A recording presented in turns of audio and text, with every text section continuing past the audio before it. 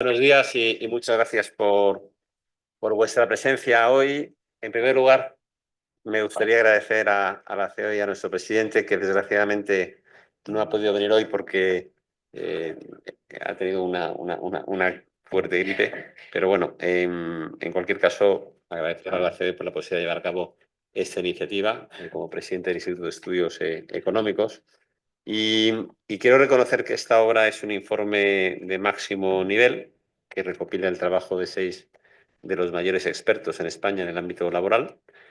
Todos ellos tienen una doble visión. La primera de ellas en condición de catedráticos de algunas de las mejores universidades e instituciones de España. Y en segundo lugar, por su cercanía al mundo práctico y real en el ámbito del derecho laboral, ya que pertenecen a los 6 despachos más importantes de España.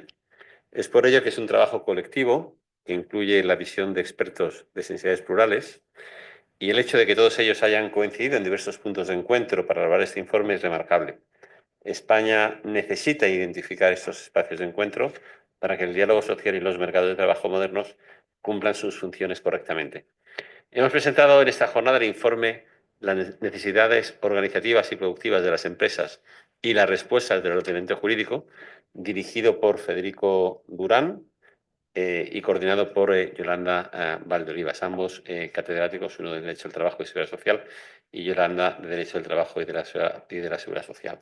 Como he comentado previamente, contamos además con la participación en el informe de Salvador del Rey, Jesús Laera, Jesús Mercader e Íñigo Sagardoy, todos ellos muy conocidos y destacados representantes del mundo académico y vinculados a a los despachos más relevantes de la abogacía laboral en España.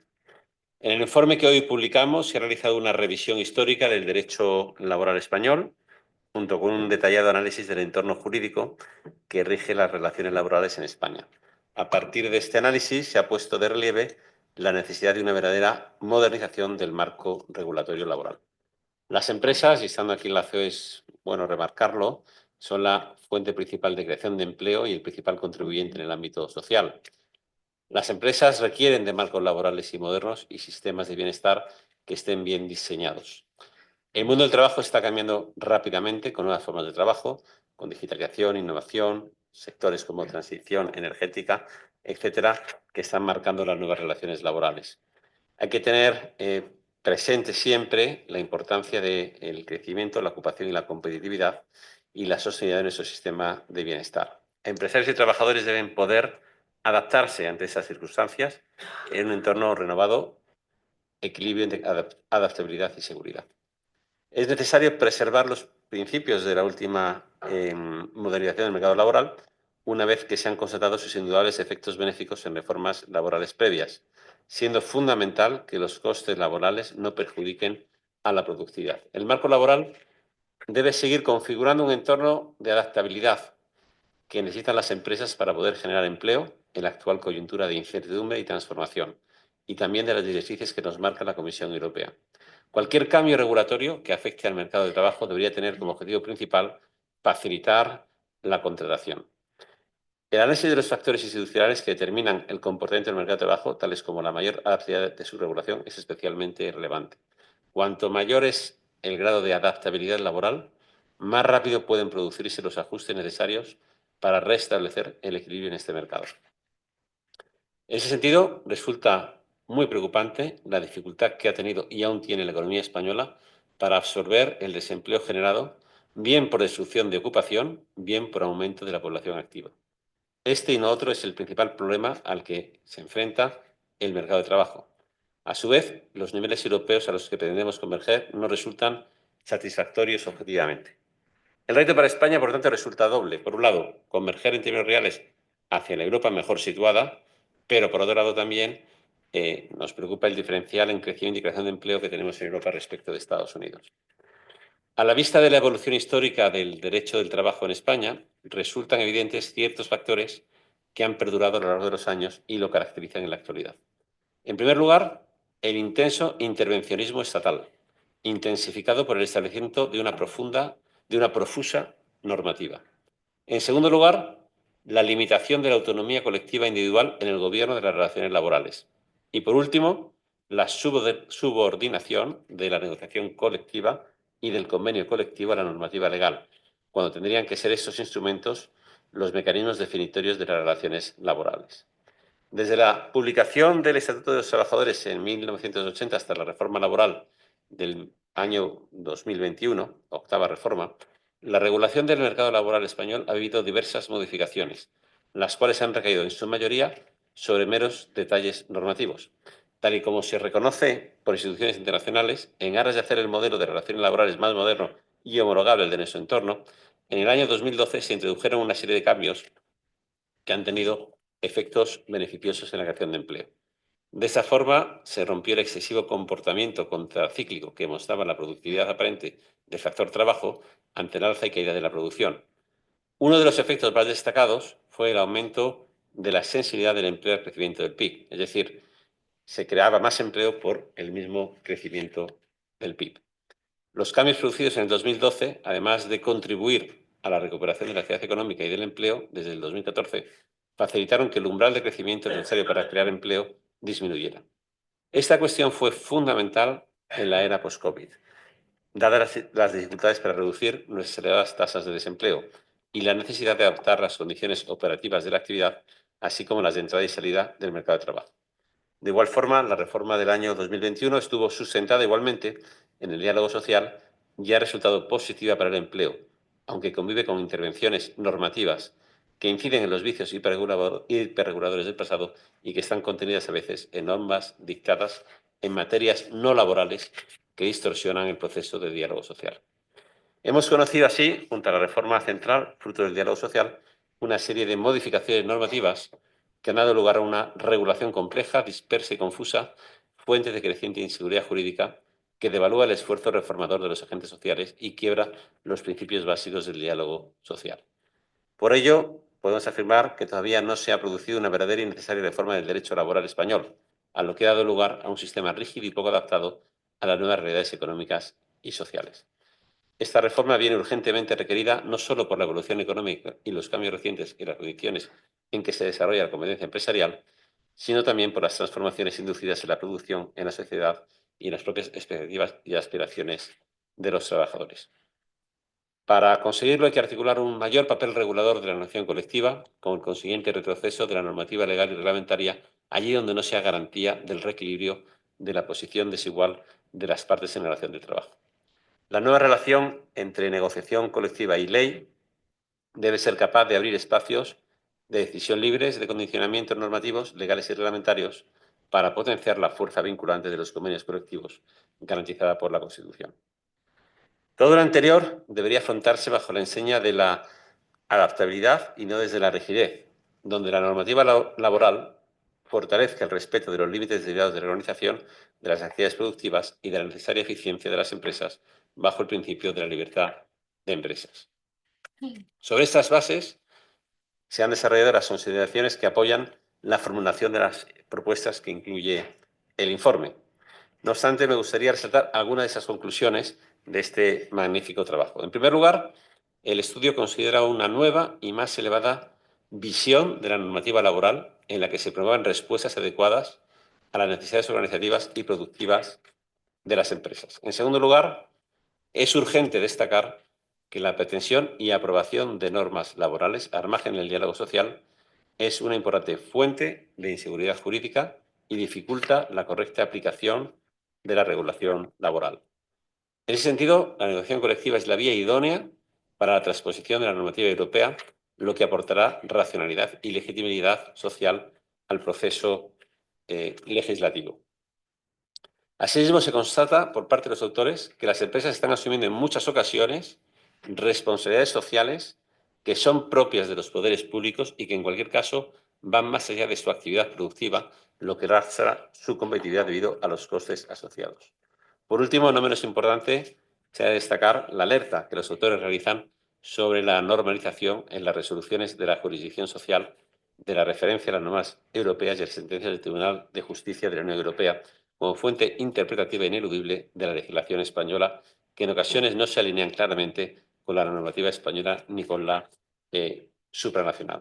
En definitiva, bueno, he tratado de hacer un breve resumen del espíritu del informe, que es muy técnico, es muy detallado y que seguro que tanto Federico como Yolanda pues van a ser capaces de entrar en mucho más detalle que lo que he entrado yo. Muchísimas gracias y le cedo la palabra a don Federico Durán. Gracias. Buenos días.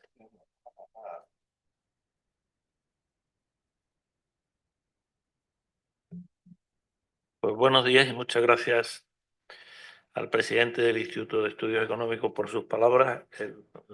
Lamentar la ausencia del presidente del COE, que me consta que le hubiera gustado estar con nosotros en este acto. Y por mi parte, hacer algunas observaciones sobre el informe y sobre la finalidad de ese informe, ¿no? Lo primero que tenemos que decir, y se dice en el texto, es que el informe recoge las opiniones y los criterios de los que lo han elaborado y no necesariamente vinculan a la COE ni al Instituto de Estudios Económicos. Por tanto, si alguna crítica hay que hacer, pues me la hacen a mí o nos la hacen a nosotros, y no a quienes han promovido esta reflexión. La finalidad de la COE al encargarnos la elaboración de ese informe, o al encargarme a mí que dirigiera un grupo de expertos para la elaboración del informe, era poner en marcha una reflexión acerca de dónde estamos desde el punto de vista de las relaciones laborales y hacia dónde tenemos que ir, ¿no? Y eso es lo que hemos procurado todos los que hemos intervenido en la redacción del texto, ¿no? Teniendo en cuenta también esta otra observación inicial, que todo el contenido y las propuestas es un punto de encuentro entre sensibilidades, por así decirlo, distintas. No necesariamente todos los autores suscriben el 100% del contenido del informe. Algunos hubieran ido más allá en algunas cosas, otros hubieran preferido quedarse un poco más cerca en algunos planteamientos. Pero bueno, es el punto de encuentro al que hemos llegado. Y el objetivo fundamental, luego Yolanda hablará de otras cuestiones y ya Íñigo Fernández de Mesa ha puesto de manifiesto los puntos fundamentales, el objetivo fundamental era esa reflexión. Estamos hablando desde hace tiempo del derecho del trabajo del siglo XXI. Llevamos un cuarto de siglo del siglo XXI y todavía no hay noticia de que haya ningún avance al respecto. Nosotros hemos tratado de lanzar una piedra en el estanque y promover una reflexión sobre eso. ¿Cómo partimos para esa reflexión? Pues partimos de un análisis de la situación actual de nuestras relaciones laborales, desde el convencimiento de que son unas relaciones laborales muy anticuadas y muy ancladas en el pasado. En España tuvimos una transición política, ahora está en cuestión y se están cuestionando tantas cosas, pero tuvimos una transición política ejemplar que permitió la sustitución de un régimen político por otro, un régimen autoritario por un régimen democrático, una democracia liberal sin observaciones, ¿no? Ese mismo tránsito se produjo en gran parte en el terreno económico, pero no se produjo en el terreno social. En el terreno social fuimos y seguimos siendo todavía herederos de una situación anterior a la transición política. En aquellos años yo recuerdo una manifestación del que entonces era secretario general de Comisiones Obreras, que todos tomamos como una butada, ¿no? Cuando Marcelino Camacho dijo: queremos la organización sindical con los ascensores funcionando. Parecía una broma. Recibieron la organización sindical con los asesores funcionando y con un contrato de mantenimiento de 40 o 50 años. Todavía tenemos gran parte de las situaciones normativas del régimen precedente pululando por nuestro ordenamiento, ¿no? Hay un estudioso del neocorporativismo en la sociedad moderna, Philip Smith, que habla de la venganza póstuma de los regímenes corporativos, de los regímenes fascistas incluso, ¿no? Esa venganza póstuma es dejar determinados principios, determinados aspectos fundamentales de su funcionamiento inoculados en los sistemas democráticos liberales que lo suceden. Algo de eso ha pasado entre nosotros. Estamos en una democracia liberal, pero que en el terreno social tiene inoculados elementos corporativos sin ninguna duda, ¿no? Y eso es lo que explica el elemento de continuidad que tenemos, ¿no? Un elemento, como ha dicho Íñigo antes, con una elevada intervención administrativa, con un control judicial y administrativo de muchos aspectos fundamentales de las relaciones laborales y, en definitiva, con una falta de libertad para el desenvolvimiento de las mismas. Partiendo de eso, pues tenemos que liberarnos definitivamente, y ese, digamos, la primera idea subyacente, ¿no? Tenemos que liberarnos de ese pasado y tenemos que construir el futuro. Y el futuro hay que construirlo sobre bases completamente distintas. Ya no vale el decir vamos a modificar el artículo 41, el 52, el 69, no. El paradigma tiene que ser completamente distinto y tenemos que ir a una regulación completamente distinta sobre bases nuevas. Lo que tenemos no sirve, ¿eh? Y por muchos parches que le metamos, ya tiene muchos metidos el Estatuto de los Trabajadores, no se va a arreglar, ¿no? Un Frankenstein, como ahora se dice para otras cosas también, que ya no puede andar de los remiendos que tiene encima, ¿no? Y por tanto hay que prescindir de eso y ir a una regulación futura. Vivimos todavía con ese intervencionismo administrativo y con esa hiperregulación, cualquiera que haya seguido el boletín oficial del Estado. En estos días de vacaciones que hay decretos, leyes y leyes, 3, 4, que inciden en reformas normativas de las mismas leyes. Oiga, por un principio simplemente de orden, hágalo usted en un solo texto normativo, ¿no? Y de un poco de criterio en este tipo de modificaciones que se vienen sucediendo. Por tanto, hay una línea de continuidad evidente, con una intervención administrativa que se manifiesta en muchos aspectos, ¿no? Y el elemento de continuidad fundamental de la situación anterior, de la situación política anterior a la nueva, fue la negociación colectiva. Tenemos una negociación colectiva salvando cuestiones fundamentales, como que ahora hay libertad sindical y libertad de asociación empresarial, pero una negociación colectiva muy tributaria de lo que fue la negociación colectiva durante el franquismo, sobre todo en los últimos tiempos del franquismo, ¿no? Y hace poco oía una intervención de un economista español radicado en Pensilvania, y por eso se permite decir ciertas cosas que aquí muchos se tientan la ropa, donde decía, sí, a Franco lo han sacado del Valle de los Caídos, pero no lo han sacado del Estatuto de los Trabajadores, ¿no? Bueno, una manera exagerada de poner de manifiesto esos puntos de continuidad en esa regulación, que vemos en muchos aspectos. Vemos en la obsesión sancionadora del ordenamiento español. El ordenamiento español tiene una auténtica obsesión sancionadora. Si os fijáis, una característica de la transposición de las normas comunitarias en España es que siempre hay un capítulo sancionador amplísimo, ¿no? Aquí parece que todo es la coacción al ciudadano, al administrado, la imposición de sanciones, etcétera. Con una ley, además, la LISOS, que es un monumento a la inseguridad jurídica y que, en mi opinión, es una ley inconstitucional. O sea, una ley sancionadora no puede decir, se considerarán sanciones tal, cualquier otro incumplimiento. ¿Qué me estoy diciendo?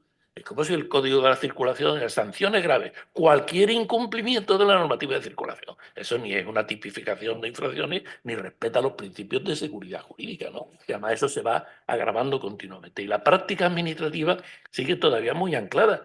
Es verdad que la negociación colectiva ha tenido cambios fundamentales. En el régimen anterior, el convenio colectivo tenía que ser homologado por la autoridad laboral, ¿eh?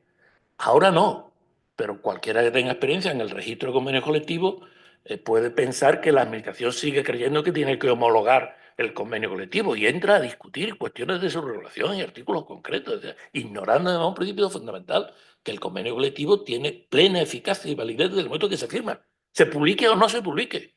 Cosa distinta que la falta de publicación generará efectos, sobre todo el no funcionamiento del principio jura nobis curia, etcétera, etcétera. Pero esto se confunde sistemáticamente. Hay una sobreactuación administrativa en todos estos terrenos. Y además, con un elemento de continuidad importante. Hay un libro reciente de tristemente fallecido Fernando Suárez, que son sus memorias, se llama Testigo Presencial. Y es un libro interesante desde el punto de vista político, desde el punto de vista histórico, incluso desde el punto de vista personal. Y si leemos muchas de las cosas que cuenta Fernando Suárez en su libro, nos damos cuenta que estamos en debates que son completamente equiparables a los que se producían en las postrimerías del régimen franquista, completamente equiparables. Este Jesús Fernández Villaverde, al que me he referido antes, dentro del tono que le daba a su charla un poco informal, decía que en España estamos ahora en pleno auge de las políticas falangistas. Y decía, y la máxima responsable de las políticas falangistas es la ministra de Trabajo, Yolanda Díaz, que tiene unos planteamientos completamente equiparables. Bueno, si leen ustedes el libro de Fernando Suárez, verá que es una exageración relativa. Es que los planteamientos son los mismos que se hacían en aquellos momentos en los que todavía no se vislumbraba un sistema democrático de relaciones laborales, ¿no? Por tanto, eso hay que romperlo y hay que ir a una situación distinta. Llamar que hay una situación distinta en muchos terrenos, ¿no? Y es que hay cosas que simplemente contarlas suenan ridículas. O sea, ahora con los problemas de la inteligencia artificial, el estatuto sigue hablando del tablón de anuncios. muchos de ustedes saben que hay veces que el inspector va a medir el tablón de anuncios y si mide lo bastante como para recoger los comunicados sindicales y ese tipo de cosas, ¿no? ¿En qué mundo vivimos, no? Bueno, hay que ir a una situación completamente distinta.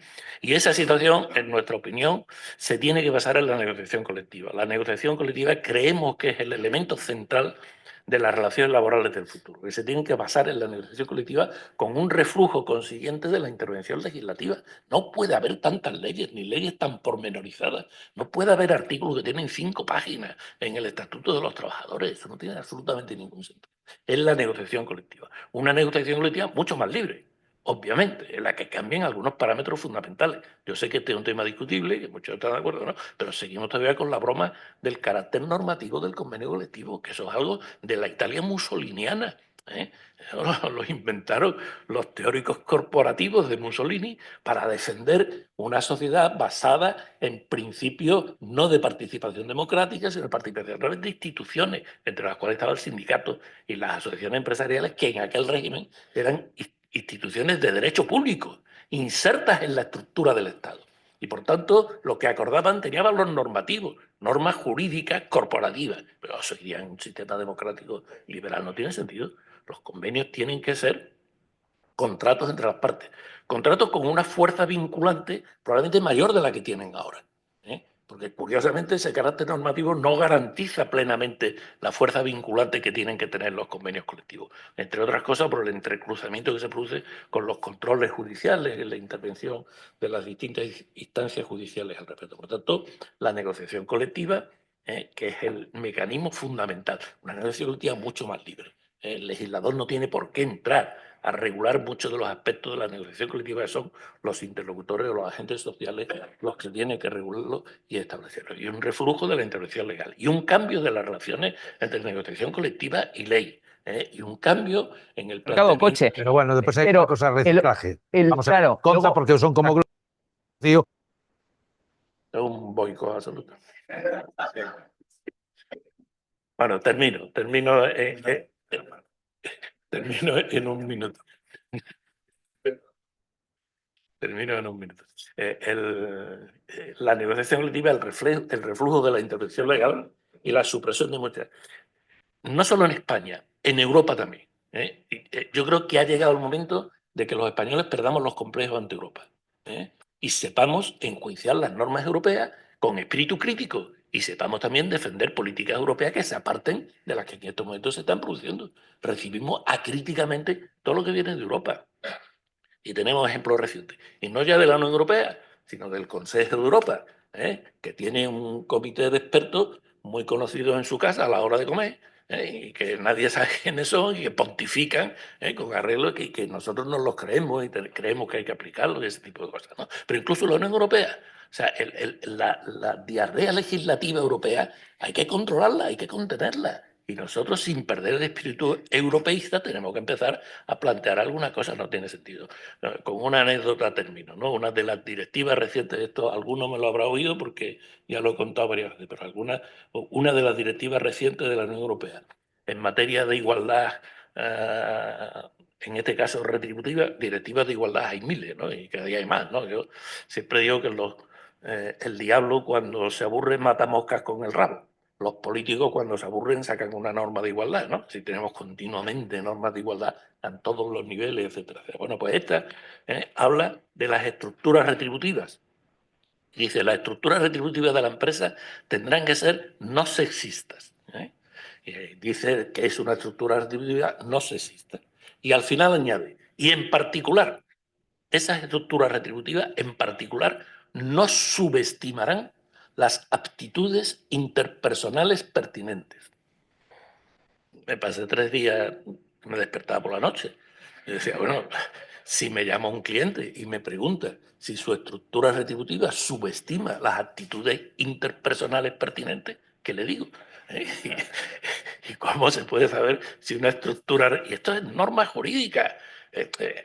Entendamos, esto no puede ser, ¿no? Y hay que ir a un reflujo de todas estas intervenciones legislativas. Y por último, algo que ha dicho antes Íñigo y que me parece muy importante, este informe se basa en el planteamiento de las cuestiones laborales desde el punto de vista de las necesidades organizativas y productivas de las empresas, que es importante, por eso lo hemos puesto en el título, porque normalmente las universidades, en todos los sitios, las cuestiones laborales se estudian desde el punto de vista de los derechos de los trabajadores, y cómo se pueden ampliar los derechos, etcétera, etcétera. Nosotros lo hemos planteado desde otro punto de vista, las necesidades organizativas y productivas de las empresas, y cuáles son las respuestas que el ordenamiento jurídico le tiene que dar. A las empresas se le están imponiendo en estos momentos cargas crecientes que no tienen que ver ni con su función social ni con su compromiso social. Son cargas sociales que no digo que no tengan que existir, pero que deben estar socializadas porque persiguen fines sociales y no fines que tengan que afrontar las empresas por sí mismas. En materia de sostenibilidad, en materia de movilidad, en materia de tránsito entre los distintos géneros, etcétera, etcétera. Hay toda una serie de cuestiones que se están imponiendo a las empresas, olvidando que las empresas son organizaciones productivas que lo que tienen que ser lo más eficiente posible, generar bienes y servicios en las mejores condiciones posibles para el mercado, garantizar el rendimiento de los capitales invertidos en ellas y unas condiciones adecuadas de vida para sus trabajadores. Pero no se tienen que preocupar de si van a trabajar en bicicleta o en un coche diésel de hace 20 años. Esas son cuestiones sociales que las políticas correspondientes las tendrán que abordar, ¿no? Pero no todo se puede imputar. Que nos estamos encontrando con una tendencia de la sociedad actual a infantilizar a los ciudadanos, ¿no? Esa ampliación continua de derechos y esa infantilización de que todo te lo va a resolver alguien, ¿no? Y eso se concreta muchas veces en la búsqueda de un sujeto solvente al que atribuir la responsabilidad. ¿Y cuál se piensa que es el sujeto solvente? Las empresas. Por tanto, se tiende a atribuir a las empresas toda una serie de responsabilidades que no tienen que formar parte de ellas. Hay que limpiar el ordenamiento jurídico de todas esas cosas, hay que limpiar y depurar toda la regulación que en estos momentos tenemos y hay que dar un margen de libertad a la autonomía colectiva y a la autonomía individual, de la que muchas veces nos olvidamos y que tiene que tener también un papel significativo en la regulación de las relaciones laborales. El trabajador sigue siendo considerado entre nosotros objeto de protección, no un sujeto capaz de definir sus propios intereses y negociarlos con la empresa. Es un objeto para el que se predispone externamente una determinada protección. Esto en relación con el trabajo autónomo y en relación con toda una serie de fenómenos nuevos es una situación, en mi opinión, insostenible. Bueno, abrir ideas, plantear temas que nos puedan llevar al futuro y una relación laboral distinta y sobre todo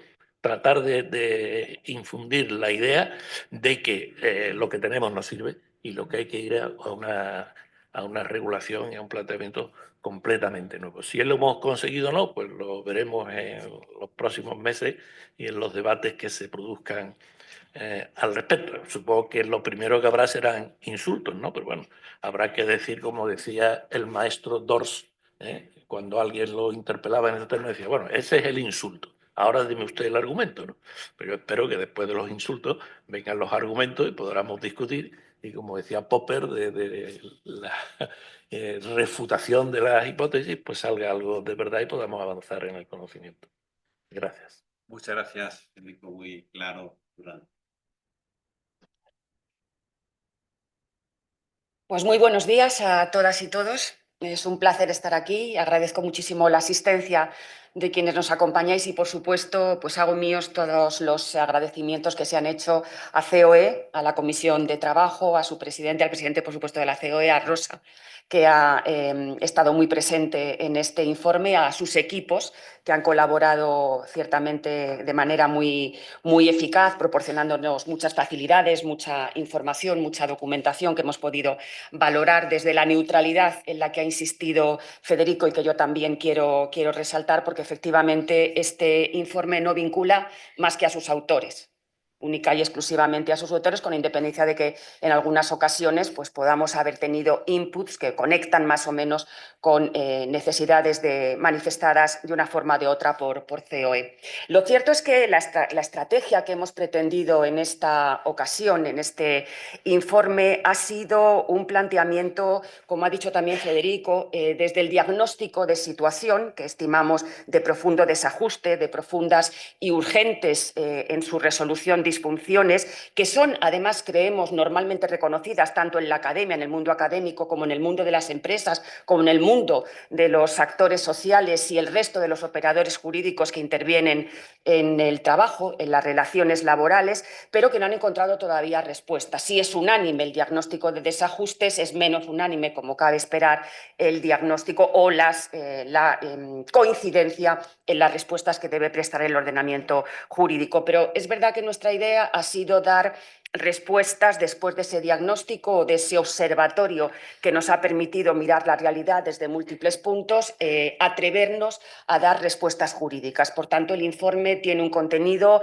básicamente propositivo. Aparecen muchas propuestas donde se defienden algunas cuestiones que significan reformas, en otras ocasiones, digamos, en algunas ocasiones de manera muy individualizada, en instituciones concretas que pensamos que están requeridas desde hace mucho tiempo y que ya urgen que encuentren respuestas laborales diversas de las que han venido operando hasta ahora, y otras veces, digamos, propuestas de carácter mucho más transversal, porque algo que creo que inspira a este informe es el entendimiento del marco jurídico de las relaciones laborales de forma transversal, de forma única, de forma integradora.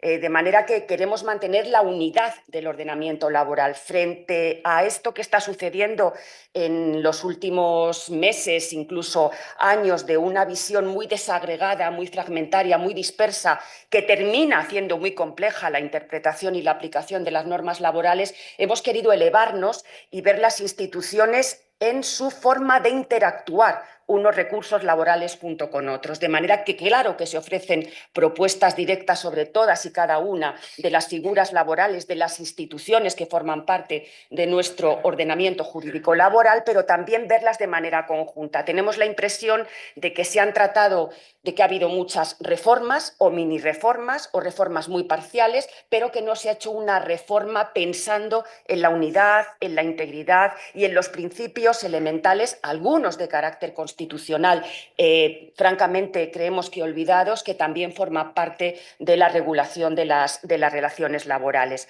Y además lo hemos hecho desde esa perspectiva, no solamente de detectar la inadecuación, sino de proponer esas reformas o esas, digamos, discusiones, debates, como decía Federico, tirar una piedra para que genere ondas que puedan hacer intervenir a otros actores de las relaciones laborales. Lo hemos querido hacer frente a los desafíos o como respuesta a los desafíos, a los retos que tienen las relaciones laborales en el siglo XXI.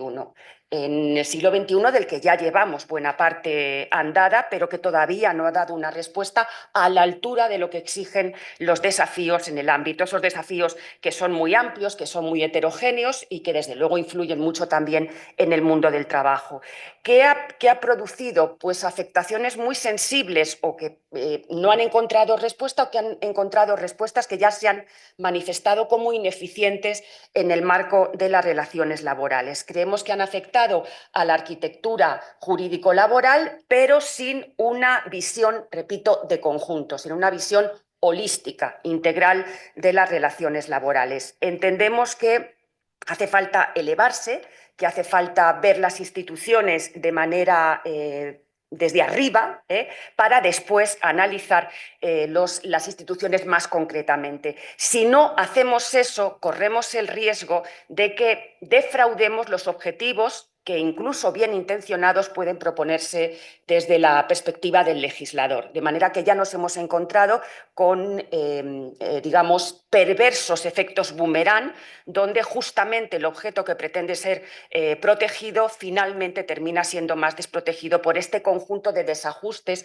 de no tomar en consideración todos los elementos que configuran el ordenamiento jurídico laboral. Hemos intentado que tenga cabida frente a esa regulación compleja, porque además algo debemos decir, la técnica jurídico-laboral está viéndose muy afectada en las últimas normas que hemos ido conociendo. Yo creo que son ejemplos paradigmáticos de una mala técnica legislativa que introduce normas muy complejas hay algunos ejemplos en los que no nos vamos a entretener, pero que desde luego el informe señala que son absolutamente inéditos en nuestra historia regulatoria de las relaciones laborales. Contradicción entre normas porque se han ido conformando o incorporando al Estatuto de los Trabajadores y a normas laborales de manera aluvional, sin una ordenación sistemática, introducidas muchas veces por fórmulas pseudo o por normas pseudolaborales, como dice Salvador del Rey con mucho acierto, paralaborales, normas extravagantes, no genuinamente laborales, pero que sin embargo tienen contenidos jurídico-laborales que inciden en algunos errores de técnica jurídica, muchas veces, ¿por qué? Pues porque eluden el diálogo social, en el que muchas veces, en cambio, sí se excusan o sí se apoyan, se eluden también las fórmulas de órganos consultivos capaces de detectar esos desajustes que no ha tenido en cuenta el legislador, seguramente por una visión muy parcializada, muy fragmentaria de la regulación de qué se trata, y que eluden, yo creo que el propio diálogo social, porque a poco tiempo de tener dos grandes pactos sociales en nuestro sistema, uno, fruto del diálogo social tripartito, la reforma laboral de 2021, que os voy a contar en esta sede de ella, pero otra no menos importante, que es fruto ahora del diálogo social bipartito, el quinto Acuerdo Nacional para el Empleo y la Negociación Colectiva. Poquito después se empiezan a utilizar fórmulas de regulación unilateral que se desentiende de los acuerdos expresos y de los acuerdos tácitos de no tratar determinadas materias para entrar a regular cuestiones que producen un profundo desequilibrio en el modelo de relaciones laborales y una profunda afectación de cada uno de sus elementos, precisamente por esa falta de conexión, por esa falta de visión de conjunto. Otro de los elementos transversales que yo creo que también han inspirado nuestra elaboración del informe es lo que tiene que ver con un planteamiento realista. Somos deudores de un sistema jurídico y socioeconómico fruto de nuestra historia, fruto de nuestros elementos de pertenencia a la Unión Europea, de nuestra suscripción de convenios internacionales que desde luego afectan a nuestras relaciones laborales, a nuestro marco interno y del que desde luego no queremos, en fin, desprendernos. Pero también somos fruto de cómo se configura nuestra propia realidad, nuestro propio tejido productivo. Y yo me temo que nuestra legislación no atiende a cómo está configurado ahora nuestro tejido productivo, que es una materia que desde luego abre un debate muy sensible en el ámbito de las relaciones laborales que creemos nunca se ha abordado como merece. Hablamos de la dimensionalización o de la importancia del tamaño de las empresas en la regulación laboral. Somos muy conscientes de todos los riesgos y de todos los retos que pone esa dimensionalización de la empresa como un elemento conductor o un elemento relevante dentro de la regulación laboral. Pero desde luego lo que queda claro es que nuestra legislación está pensada básicamente para el funcionamiento de grandes empresas y que se desatiende con más frecuencia de lo razonable. No es que carezcamos de ejemplos, los hay, pero no probablemente con la extensión que merecerían los problemas de las PYME, que son desde luego agentes principales de la creación de empleo, que están, por cierto, en estos últimos tiempos, como bien conocéis en COE, teniendo fuertes pérdidas de puestos de trabajo que solo se compensan en los niveles generales de empleo por la mayor contratación de la gran empresa. Probablemente eso debiera ser un elemento de reflexión y un elemento de interés a la hora de abordar las relaciones laborales.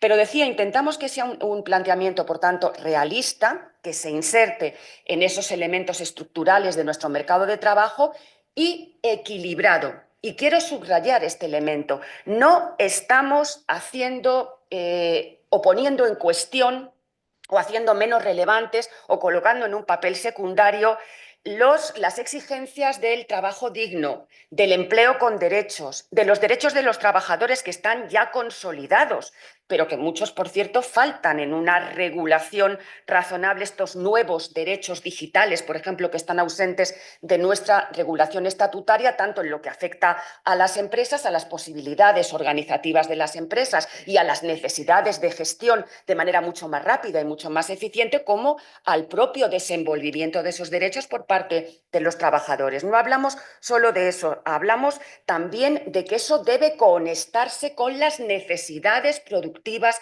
y organizativas de las empresas. Y efectivamente no se ha puesto hasta ahora, entendemos, y enlazo con lo que decía Federico, un análisis que vea, que ponga el foco en las necesidades empresariales, que mire desde las necesidades organizativas y productivas de las empresas sin prejuicio, con naturalidad y conscientes de que solo la mayor eficiencia empresarial y la mayor eficacia en los instrumentos que damos de gestión a las empresas son las que garantizan el mantenimiento del empleo, el crecimiento del empleo, donde entonces sí podremos desenvolver los derechos laborales que han sido normalmente el principal foco de atención. Por tanto, no ponemos en cuestión los derechos laborales, solo queremos ponerlos al mismo nivel en el enfoque de los problemas que mantiene nuestro mercado de trabajo que las necesidades empresariales que permiten después que esos derechos laborales sean, bueno, pues tengan su juego, su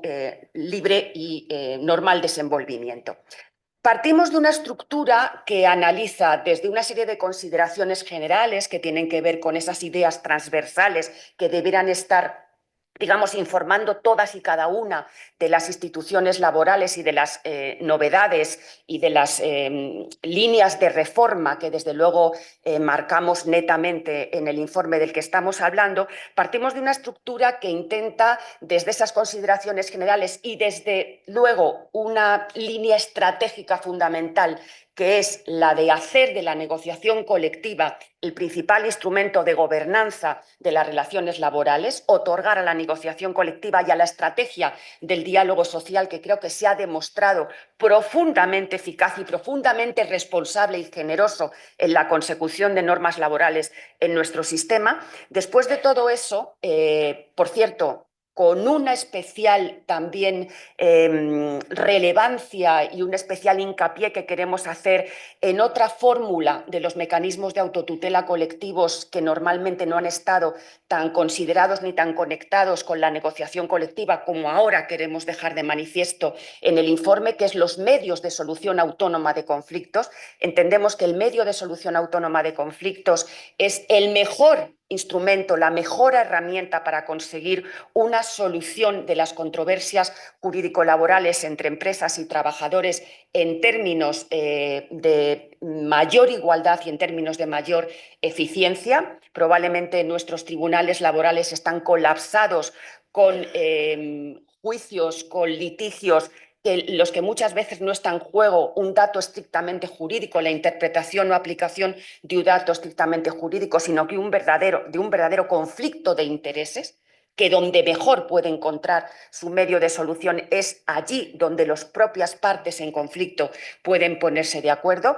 Además de eso, vemos todos y cada uno de los momentos por los que atraviesa la relación laboral, de manera que partimos del momento de la contratación laboral, que ha sido objeto principal del tratamiento de la reforma de 2021, pero hacemos algunas propuestas al respecto y luego vamos dando cuenta de aquellas reformas, no todas, somos muy conscientes de que era imposible poner todas y cada una, aunque desde luego los autores tenemos todos y cada uno de los diagnósticos, creo que bien entendidos, bien reconocidos, y desde luego también algunas de las respuestas, no todas aparecen, como digo, en este informe, pero sí de las que hemos considerado más transversales, más estructurales o siquiera sea más urgentes, porque producen desajustes más claramente aflictivos para la gestión cotidiana de las empresas. Hablamos así desde la contratación laboral hasta toda la gestión interna de la empresa, tiempo de trabajo, salario, modificaciones, hasta llegar al momento de la suspensión del contrato de trabajo con estas medidas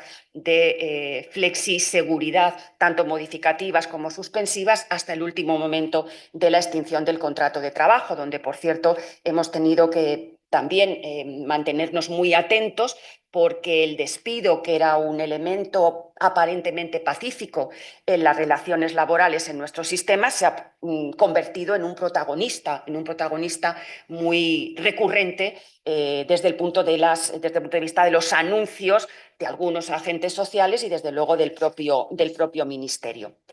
Desde luego, desde ese modelo de potenciación de la negociación colectiva, de los medios autónomos de solución de conflictos, somos muy insistentes, y vuelvo a retomar alguna idea que ya ha sido manifestada, de la necesidad, primero, de una regulación menor por parte del Estado, por parte de los poderes públicos. Entendemos que hay hiperregulación, ya se ha dicho, y entendemos que hay además una regulación que por su carácter de generalidad y de homogeneidad para todas las relaciones laborales no resulta adecuada a la creciente complejidad y a la creciente diversificación de las necesidades y de los intereses de las empresas, y voy a decir claramente, ni a la especificidad y diversidad de los intereses de los trabajadores y que normalmente no han sido atendidos en aras de esos elementos más abiertamente colectivos. A nadie le cabe duda de que han cambiado las formas de producir, las formas de empleo, y que han cambiado no solamente son las necesidades de las empresas y la necesidad de acomodación casi vertiginosa a los cambios que se producen de una manera muy rápida en las relaciones laborales, sino que también han cambiado los intereses de las empresas.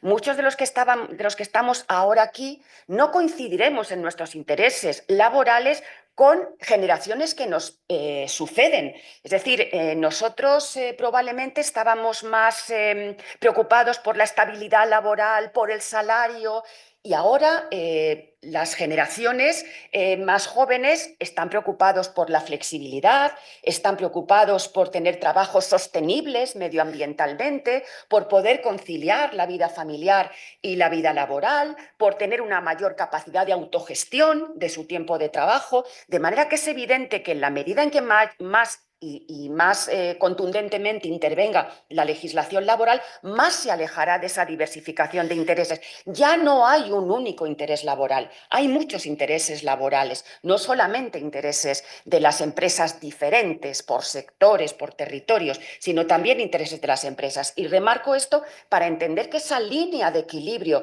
entre los intereses de las dos partes del contrato también ha marcado gran parte del contenido de este informe. Así que hay que reducir la acción legislativa, convertir la mayoría de las normas laborales, salvo aquellas que están aludiendo a cuestiones que son elementos consustanciales del desequilibrio entre trabajador y empresario, pero hay muchísimos aspectos en los que no está puesto en cuestión ese elemento equilibrador y que, sin embargo, abusan o en las que se abusa de una hiperregulación. Hay que reducir no solo la hiperregulación, sino también, se ha dicho, el intervencionismo administrativo. Por cierto, algunas de las últimas normas no hacen más que volver a ese círculo que parecíamos cerrado de otorgar más y más capacidad intervencionista a la Inspección de Trabajo y Seguridad Social, que no se limita ya, como decía Federico, a sancionar, sino que incluso tiene que pronunciarse sobre la gestión empresarial y la adecuación de la gestión empresarial a las causas en determinadas medidas. De manera que nos parece que también la intervención administrativa debiera dejar paso a la negociación colectiva en el mismo sentido que la ley. Y luego tampoco me resisto a señalar una actual crisis en la aplicación de las normas por parte de los tribunales. Estamos asistiendo a un proceso muy creativo de las sentencias del Tribunal Supremo, de los Tribunales Superiores de Justicia, de todos los órganos judiciales internos, y yo me atrevería a decir que incluso del Tribunal de Justicia de la Unión Europea. El uso y abuso del control de convencionalidad y el uso y abuso de la interpretación que hacemos de las normas internacionales están llevando a aplicaciones de normas mucho más allá de lo que las propias normas permiten, porque son normas europeas que no son claras, ni autoejecutables, ni autosuficientes. Están llevando mucho más allá a aislar o a desplazar la aplicación de normas internas, incluso contra el eje.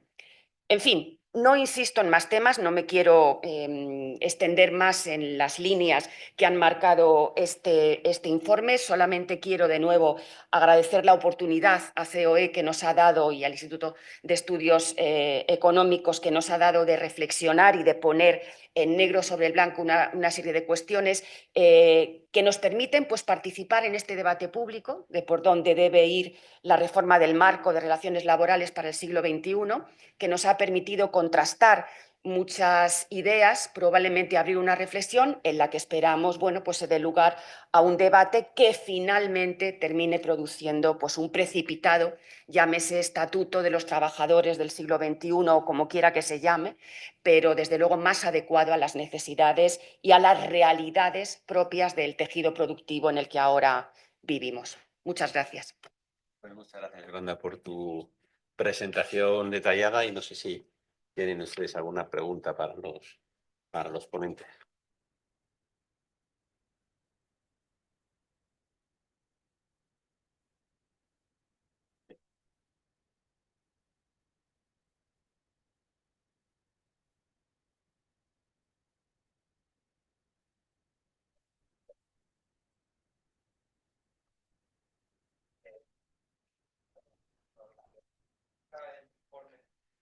En la parte de la reducción de la jornada laboral, que es fundamentalmente lo que está ahora más en el debate, ¿no? Y una de las conclusiones que hace el informe es que, por ejemplo, no está garantizado ese lema, por decirlo de alguna manera, de que si se va a reducir la jornada laboral con el mismo salario. O sea, apuntan a la posibilidad de que, no a corto plazo, pero sí a medio y largo plazo, puede haber recortes, reducciones, ajustes, no sé cómo denominarlo, readaptación de salario. Esto lo ponen aquí, entiendo que es así, pero ¿podrían comentarlo un poco más, profundizar un poco más en ello? Porque es una de las ideas con la que no parece que se esté jugando por parte del gobierno al proponer esta medida. De hecho, dan por garantizado que no se van a reducir los salarios, aunque se reduzca la jornada laboral. Gracias. En relación con la... Tengo que encender siempre esto. En el debate más reciente de la reducción de la jornada laboral, por motivos obvios, el informe no entra porque está cerrado en los últimos meses del año pasado, en vez de septiembre, si no recuerdo mal, ¿no? O en noviembre. Pero ahora doy una opinión personal, vosotros podéis dar, ¿no? Cuando las reducciones de jornada se producen por imposición legal, los efectos son incontrolables. O sea, no se puede decir los viejos lemas que había, ¿no? Por la reducción de jornada se viene hablando desde hace décadas, ¿no? Los viejos lemas se han demostrado absolutamente desmentidos por la realidad. Cuando se decía trabajar menos, el secreto de la reducción de jornada es trabajar menos para trabajar todos. ¿Por qué? Porque la reducción de jornada libera tiempo de trabajo que se ocupa por otros trabajadores. Eso se ha demostrado en la práctica absolutamente, o ha sido la práctica absolutamente desmentido. No hay un aumento del trabajo disponible por el hecho de que se disminuya la jornada. No. Se producen otros efectos. Hay un aumento de la productividad por la disminución de la jornada, o puede haber un aumento de la productividad, y no necesariamente todo el tiempo liberado son nuevas oportunidades de empleo. Por eso ahora se ha cambiado el eslogan. Se te trabajar menos para vivir mejor, ¿no? Lo que pasa es que es un eslogan peligroso, porque para vivir mejor pues, podríamos trabajar muchísimo menos. Pues si decimos, qué mala persona que no quiere que trabaje media hora menos al día, y qué mala persona que no quiere que trabaje 4 horas menos al día. Y en algún momento tenemos que fijar los límites, ¿no? Y aparte de todo eso, el planteamiento que actualmente está haciendo el gobierno, en mi opinión, y esto es una opinión personal, no del grupo ni de... En mi opinión, es inconstitucional. O sea, la Constitución, en su artículo 37, garantiza el derecho a la negociación colectiva. ¿Vale? El derecho a la negociación colectiva. Ese derecho se puede ver condicionado con la fijación de una jornada máxima. Que puede ser 48 horas, 44, 40 si me apuran. Si empezamos a bajar por debajo de los 40, no estamos hablando de jornada máxima. Estamos hablando de jornada efectiva de trabajo. Y la prueba es lo que ha dicho la ministra. Lo que yo quiero es que trabajen media hora menos al día. Usted lo que está haciendo es tratar de incidir en la jornada efectiva de trabajo. Eso no lo puede hacer el legislador. El ordenamiento español, no todos, en Europa, pero el ordenamiento español garantiza el derecho a la negociación colectiva y, por tanto, eso impide una fijación de jornada efectiva de trabajo por parte de los poderes públicos, por parte del legislador, ¿no? Si la reducción de la jornada se plantea manteniendo el salario, a corto plazo habrá un mantenimiento del salario, pero a medio y a largo plazo las condiciones de trabajo se pueden deteriorar. Esos son efectos incontrolables. Esto no es una operación matemática donde se diga vamos a reducir la jornada, los salarios van a seguir definitivamente igual, el tiempo de trabajo se va a distribuir, etcétera. Esos son experimentos bastante delicados y ese debe ser un terreno exclusivo de la negociación colectiva. ¿Que los poderes públicos pueden incentivar la reducción de la jornada? Por supuesto, que pueden establecer estímulos para que los negociadores reduzcan, pero lo que no debe hacer el legislador, teniendo garantizado el derecho a la negociación colectiva en la Constitución, es incidir en la regulación de la jornada efectiva de trabajo, la que se está prestando efectivamente, que es lo que las declaraciones ponen de manifiesto, que es lo que se quiere tocar, no la jornada máxima, la jornada efectiva, la que se está prestando efectivamente. Y yo creo que eso es un terreno vedado a la intervención legislativa que debe ser el legislador, con independencia, como ya he dicho, de todas las cuestiones técnicas que son mucho más complejas y que esto no permite respuestas simplistas como se han dado en algunas ocasiones. Y yo añadiría que, por volver al texto del informe, que probablemente conecta con la pregunta, lo que decimos en el informe expresamente es que es más fácil reducir salario en un contrato de trabajo que reducir tiempo de trabajo con reducción proporcional del salario. Porque se puede reducir salario por circunstancias, lo que llamamos en el ámbito laboral las causas ETOP, causas económicas, técnicas, organizativas y de producción, incluso cuando hay un convenio colectivo vigente y aplicable, porque cabe un acuerdo de empresa al margen de la prevalencia de los convenios colectivos, que ya no existen en materia laboral por causas económicas, técnicas, organizativas o de producción, puede haber un acuerdo de empresa que reduzca el salario del convenio realmente aplicable, pero eso no se puede hacer con materia de jornada y reducción proporcional del salario, porque reducir la jornada o modificar la jornada pasa por la voluntad de las dos partes. Es un elemento que como mínimo llama la atención. Pero aludir ahora ya más concretamente al debate de la reducción de jornada, que yo creo que tiene muchísimas más aristas y que yo creo que se está convirtiendo por parte de los, yo quiero pensar que no de los agentes sociales y más de las autoridades ministeriales, en un debate muy simplista, sinceramente muy simplista. Hablar de tiempo de trabajo y de reducción de la jornada es un elemento que conecta con todos los demás, todos los demás recursos jurídico-laborales que tiene nuestro Estatuto de los Trabajadores, de manera que no se puede hacer, otra vez incidimos en ese elemento fragmentario, disperso, que no conecta todas las instituciones jurídico-laborales. Yo creo que efectivamente debe hacerse en el marco de la negociación colectiva. Es más, como todos sabemos, había un diálogo social bipartito en esta materia. Y yo creo que en ese punto, disculpadme que lo diga así muy abiertamente, entró el gobierno como elefante en cacharrería, porque seguramente de aquel diálogo social bipartito hubieran podido salir elementos que hubieran podido, bueno, al menos ser tomados por el gobierno en su posterior intervención. Ya sabemos que podía ser necesaria la intervención del gobierno, pero prácticamente no se dejó oportunidad. Si yo he contado bien los plazos, fueron muy breves los que se dio.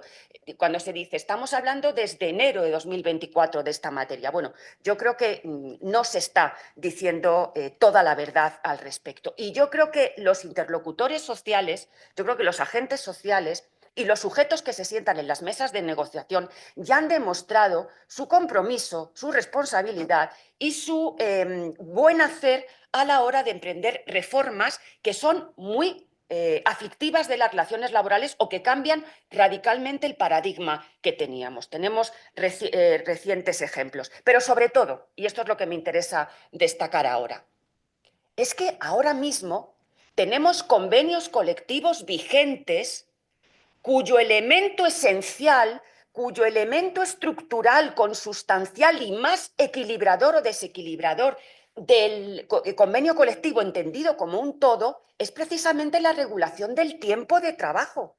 Y una actuación heterónoma, unilateral, por parte del gobierno rompe esos equilibrios de manera drástica.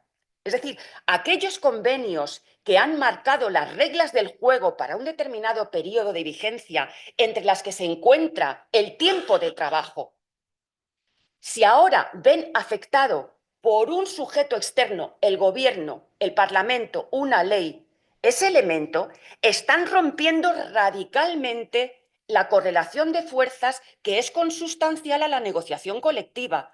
Así que no es solo que esta sea una materia propia de la negociación colectiva por su propia naturaleza, porque siempre el tiempo de trabajo como el salario han sido objeto de regulación convencional y las normas laborales son normas mínimas, normas de constante descentralización a la negociación colectiva, de constante delegación de competencias.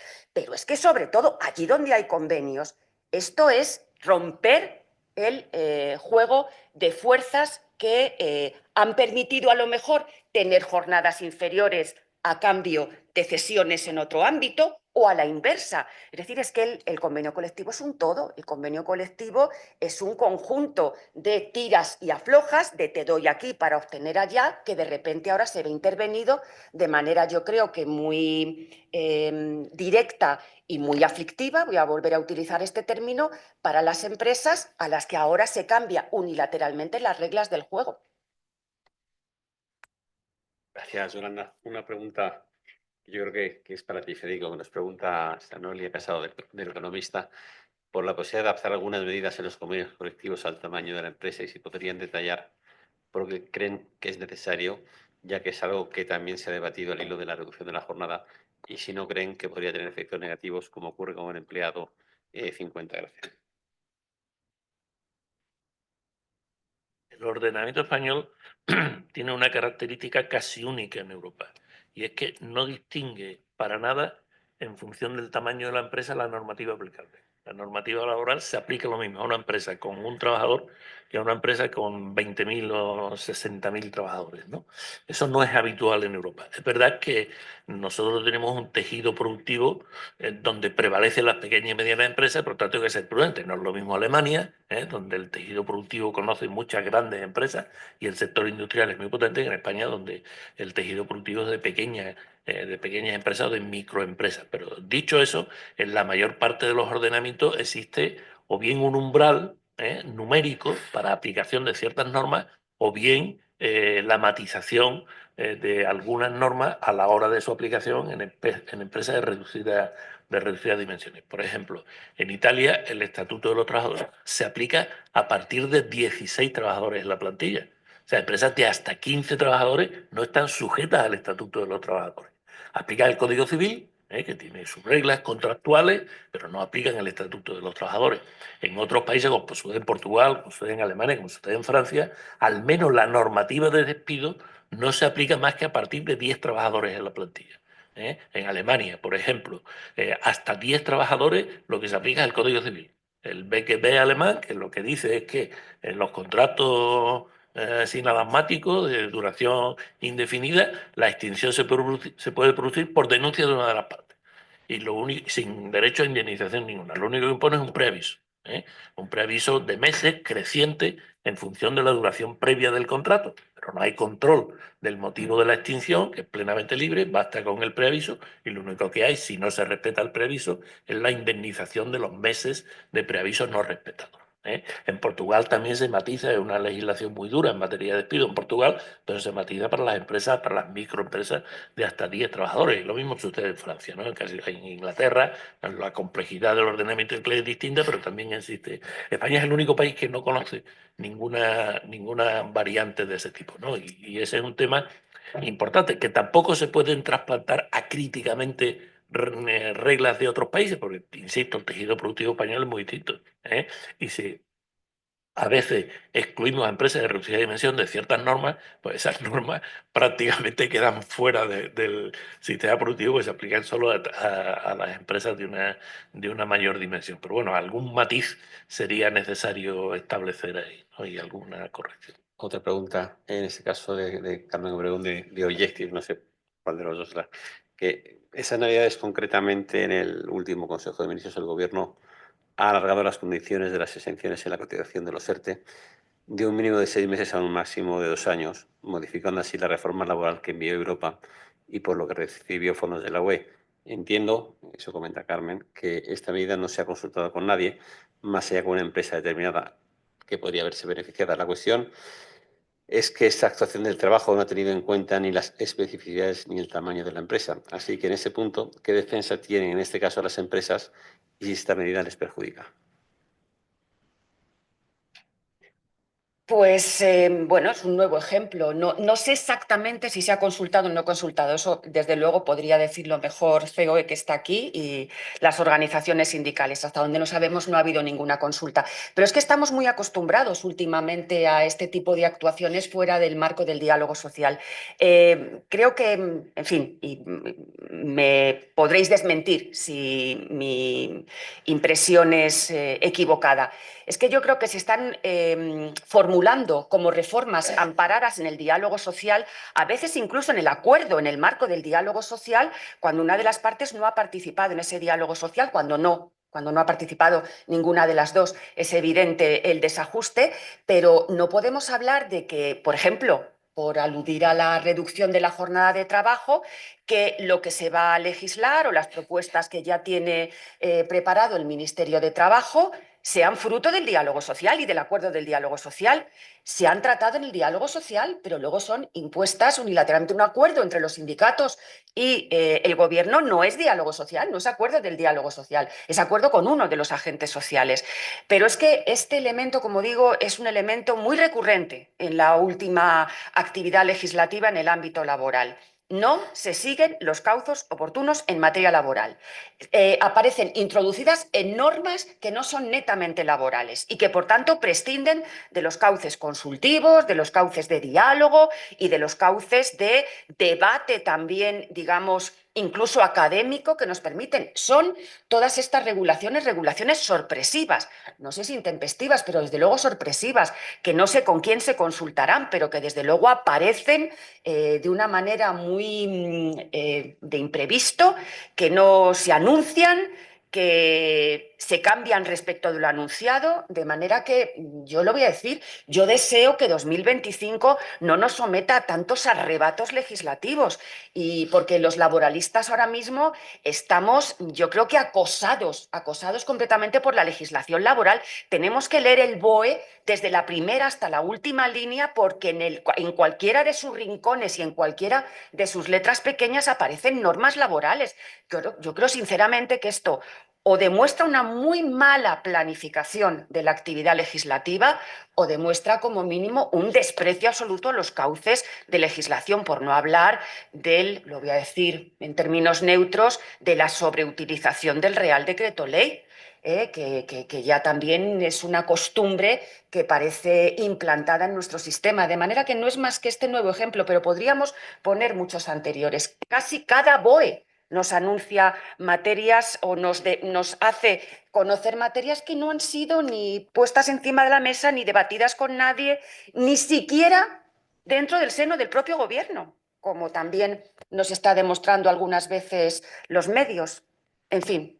No, gracias, Yolanda. Y un poco por complementar, ya desde el punto de vista como economista, ¿no? Tu argumentación, y es que en España la inversión pues, no se está comportando como debería de comportarse y es un elemento absolutamente clave para el crecimiento a medio plazo y en parte es debido a esta incertidumbre regulatoria que tenemos en España. Es decir, es muy difícil planificar por parte de las empresas tomar una decisión de inversión si no se sabe realmente cuál va a ser el marco jurídico que va a tener en los próximos meses.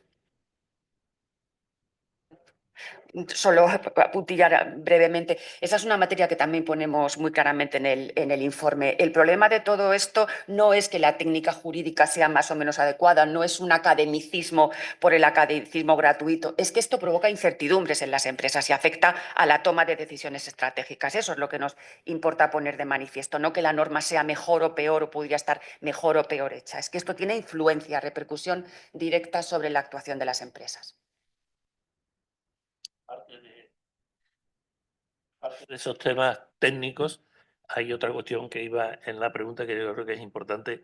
No vamos a entrar en política pero la izquierda en general, no la izquierda española, confía todavía mucho en los planteamientos prohibitivos, los planteamientos punitivos, ¿no?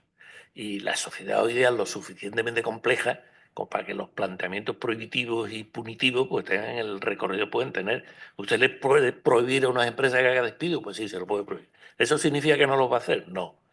Y en todo caso, ¿eso qué efecto puede tener a largo plazo? Porque la empresa caiga en la ineficiencia y desaparezca del mercado, ¿no? O sea, pensamos que el legislador puede condicionar la realidad a través de normas impositivas y de normas prohibitivas. Y los juristas sabemos desde hace mucho tiempo que la realidad es, como decían algunos, compleja y multiforme y desde luego no se condiciona muchas veces por pretendidas imposiciones, prohibiciones, sanciones y tal. Esa es otra reflexión que nos llevaría muy lejos. La sociedad española se ha acomodado demasiado al control, al sometimiento a las cosas.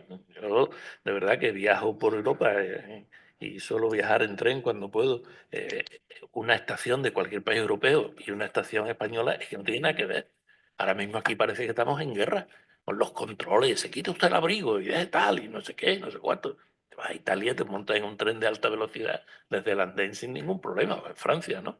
Y nos hemos acomodado a esos planteamientos punitivos, prohibitivos, controladores que están en el conjunto de la sociedad. Esto ya es mucho más del ámbito laboral. Y en el ámbito laboral pues se manifiestan también, ¿no? Y esa pulsión, lo decía el otro día la ministra, con un rifirrafe dialéctico que tuvo con una gran empresa de distribución española. Digo, mañana les mando una legión de inspectores. Oiga, vamos a ver. Pero los problemas no se solucionan así. Segundo, la legión de inspectores no es suya, ¿no? Son una institución del Estado que tiene sus reglas de funcionamiento, etcétera, etcétera, ¿no? Pero esa mentalidad todavía está imperante en muchos aspectos normativos. Y lo que se ha producido ahora es eso. O sea, usted no puede despedir en 6 meses. Bueno, pues ahora en 2 años, ¿no? Y si se les ocurre otra cosa mañana, dirá, pues en 3 años no puede despedir. O simplemente usted no puede despedir ya en el resto de su vida activa, ¿no?